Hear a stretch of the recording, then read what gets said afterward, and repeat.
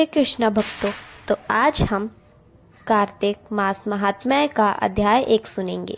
उससे पहले आप सभी मेरे साथ बोलिए, हरे कृष्णा कृष्णा कृष्णा हरे हरे, हरे राम राम राम हरे हरे। नैमिषारण्य तीर्थ में श्री सूत जी ने 88,000 सनकादिक ऋषियों से कहा, अब मैं आपको कार्तिक मास की कथा विस्तार पूर्वक सुनाता हूँ, जिसका श्रवण करने से मनुष्य के सभी पाप नष्ट हो जाते हैं और अंत समय में वैकुंठ धाम की प्राप्ति होती है।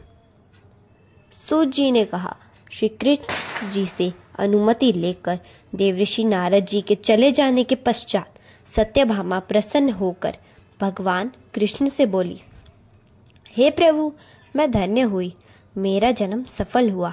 मुझ जैसी त्रिलोकीय सुंदरी के जन्मदाता भी धन्य है, जो आपकी 16,000 स्त्रियों के बीच में आपकी परम प्यारी पत्नी बनी। मैंने आपके साथ नारद जी को यह कल्प वृक्ष आदि पुरुष विधि पूर्वक दान में दिया, परंतु यह कल्प वृक्ष मेरे घर लहराया करता है। यह बात मृत्यु लोक में किसी स्त्री को ज्ञात नहीं है। हे त्रिलोकीनाथ, मैं आपसे कुछ पूछने की इच्छुक हूँ। आप मुझे कृपया कार्तिक महात्म्य की कथा विस्तार पूर्वक सुनाइए, जिसको सुनकर मेरा हित हो और आपके करने से कल्प प्रयत्न भी आप मुझसे विमुख ना हो। सूत जी आगे बोले, सत्यभामा के ऐसे वचन सुनकर श्री कृष्ण जी ने हंसते हुए सत्यभामा का हाथ पकड़ा और सेवकों को वहीं रुकने के लिए कहकर विलास युक्त अपनी पत्नी को कल्प वृक्ष के नीचे ले गए। फिर हंसकर बोले, हे प्रिय, 16,000 रानियों में से तुम मुझे प्राणों के समान प्यारी हो। तुम्हारे लिए मैंने इंद्र एवं देवताओं से विरोध किया था।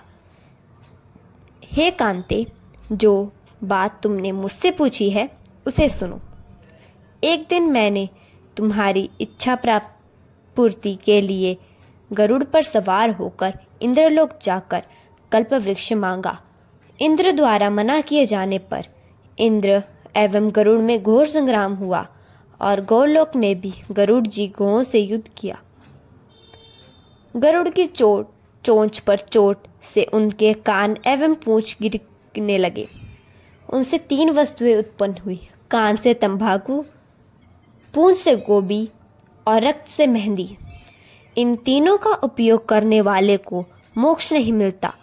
तब गौ ने भी क्रोधित होकर गरुड़ पर वार किया, जिससे उनके 3 पंख टूटकर गिर गए।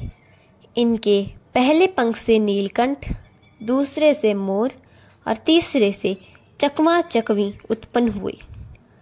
हे प्रिय, इन तीनों का दर्शन करने मात्र से ही शुभ फल प्राप्त हो जाता है। यह सुनकर सत्यभामा ने कहा, हे प्रभु, कृपया मुझे मेरे पूर्व जन्मों के विषय में बताइए। मैंने पूर्व जन्म में कौन कौन से दान किए, व्रत व जप नहीं किए हैं? मेरा स्वभाव कैसा था? मेरे जन्मदाता कौन थे और मुझे मृत्यु लोक में जन्म लेना क्यों पड़ा? मैंने ऐसा कौन सा पुण्य कर्म किया कि मैं आपकी अर्धांगिनी हुई?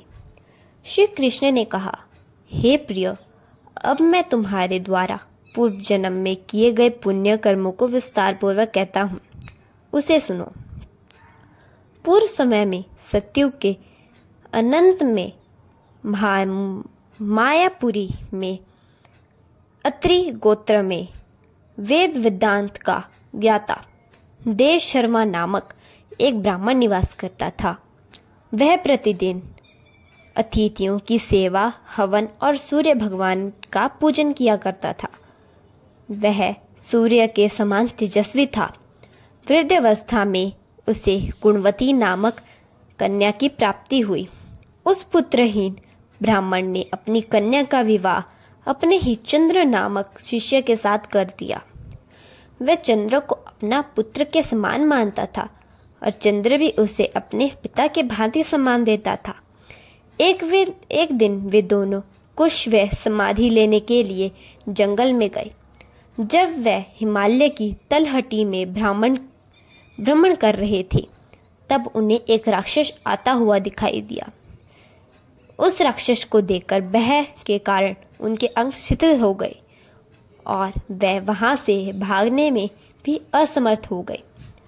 तब उस काल के समान राक्षस ने उन दोनों को मार डाला। चूंकि वह धर्मात्मा थे, इसीलिए मेरे पार्षद उन्हें मेरे वैकुंठ धाम में मेरे पास ले आए। उन दोनों द्वारा आजीवन सूर्य भगवान की पूजा किए जाने के कारण मैं दोनों पर अति प्रसन्न हुआ। गणेश जी, शिव जी, सूर्य व देवी, इन सब की पूजा करने वाले मनुष्य को स्वर्ग की प्राप्ति होती है। मैं एक होता हुआ भी काल और कर्मों के भेद से 5 प्रकार का होता हूँ। जैसे एक दैत्य, पिता, भ्राता आदि नामों से पुकारा जाता है। जब वह दोनों विमान पर आरूढ़ होकर सूर्य के समान तेजस्वी, रूपवान, चंदन की माला धारण किए हुए मेरे भवन में आए, तो वह दिव्य भोगों को भोगने लगे। इसी प्रकार कार्तिक मास महात्म्य अध्याय 1 का समाप्त होता है। सभी भक्तों को हरे कृष्णा हरे राम।